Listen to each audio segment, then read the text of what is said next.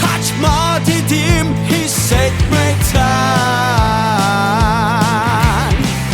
Boş suratlar, çarpık bacaklar.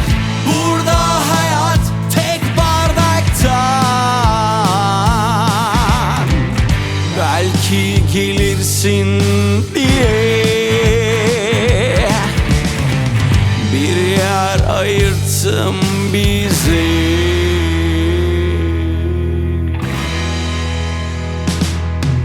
Belki gelirsin diye bu sabah uğramasın bize. Kim bilir neredesin yine. Kaç gece bekledim gel diye.